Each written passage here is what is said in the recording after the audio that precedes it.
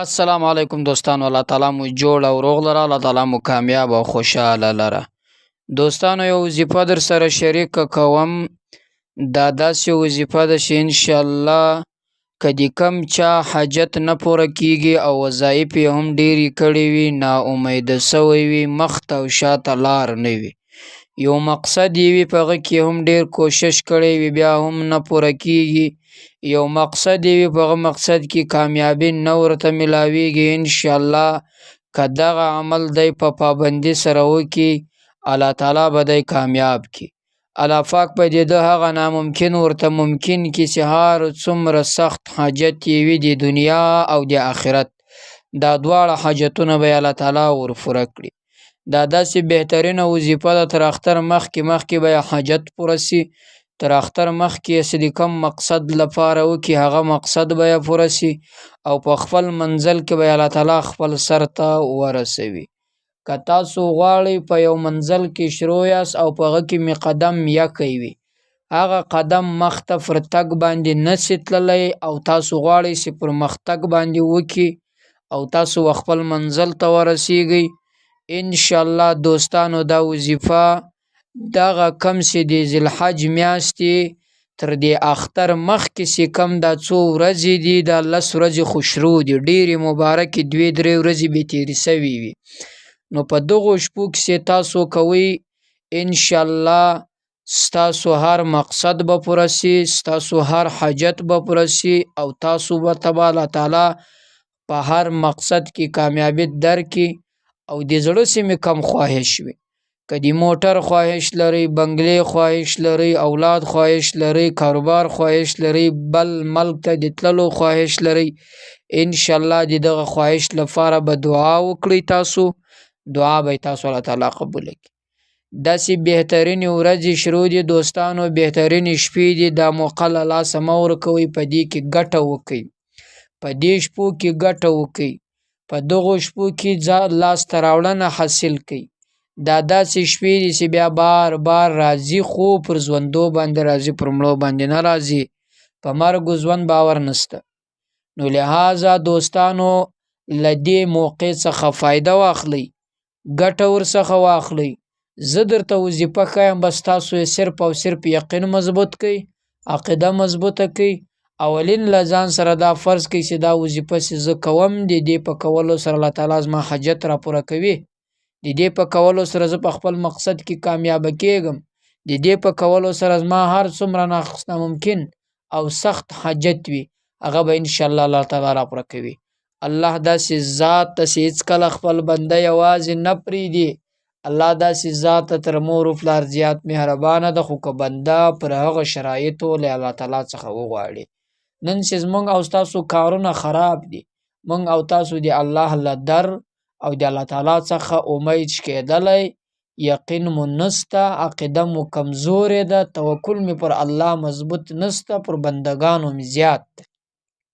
هر کار چې مو کوو بنده ته امید زیات لرو، له بنده څخه یې غواړو او کومک له بنده څخه غواړو. او تاسو دا سوچ او فکر وکړئ چې هغه بنده چې ستا کومک ستا نصرت کوي هغه بغیر د الله تعالی د اجازې هېڅ نشي کولی، چې د الله تعالی ورته خوښه نشي، د ده جد هېڅ نشي کولی، هر څونه کوشش وکړي. نو اولین خپل مصیبات، خپل غمونه، خپل حاجات، خپل مصیبتونه، خپل مقصدونه ټول له الله سره شریک کړئ. الله داسې ذات ته چې کله ورسې نا امیده دې نه راشړي، چې هره ورځ ورځې، په ورځ کې 100 واره ورځې 100 واره یې درکوي، په ورځ کې 100 واره ورځې 100 واره یې درکوي. دا خو د بنده در نه ده چې د شخه په عذاب چې بار بار را روان یې، بار بار چې د الله و در ته ورځي، الله نور د شه خوشحاله کیږي. نو لہذا دوستانو په دغو ورځو کې چې کومه د انسان دعا قبلیږي، شاید په نور ورځو کې دغسې نشي قبوله. له کوچني اختر له روزې بعد، د روزې له میاشتې بعد چې ډېرې بهترینې ورځې دي، ډېرې الله ته خوښې ورځې دي او ډېر عبادت پکې ډېر ثواب لري، دعاګانې ډېرې پکې قبلیږي، حاجات ډېر پکې قبلیږي. له کوچني اختر نه د روزې د میاشتې نه بعد دغه 10 شپې دي، دغه 10 شپې او ورځې دي. دغه ورځې پر ځان یو کړئ، دا شپې پر ځان یو کړئ، په دې کې محنت وکړئ، په دې کې تکلیف وکړئ. دغه 10 ورځې به ستا ټوله زندګي د ټول ژوند مستقبل در برابر کړي. د را روانې زمانې مستقبل به دې هم دا 10 ورځې در برابروي، او د آخرت را روانه زمانه چې هغه ختمېدونکې ده نه ده، هغه نه ختمیږي، هغه نه تېرېدونکې ده. د هغه مستقبل به هم انشاءالله دا 10 ورځې در برابر کړي. نو دا داسې بهترینې ورځې دي چې نبي علیه صلات وسلام فرمایي چې په دغو شپو او ورځو کې عبادت کول ماته تر هر هغه ورځو بهتره ده چې څوک یې کوي. یعنې داسې بهتره ده زما په نیز باندې الله پاک جل جلاله فرمایي چې په دغو ورځو شپو کې چې څوک عبادت کوي، الله تعالی فرمایي، نبی علیه السلام وایي چې دا الله تعالی تر هر څه خوښي. او دی نبی علیه السلام فرمایي چې زما په نیز باندې دا دومره ثواب لري چې د دې په مقابل باندې هېڅ حکم نشته. د دې په مقابل صرف او صرف هغه مجاهد چې د جهاد په نیت باندې وځي، خپل ځان هم شهید کړي، خپل مال هم تاواني کړي، بیرته یې نه راوړي، واپس نسي را، یوازې دغه ثواب تر دغه ډېر ده. دغه ما سوا په دغو شپو کې څوک عبادت کوي له هغه سره برابر نه ده.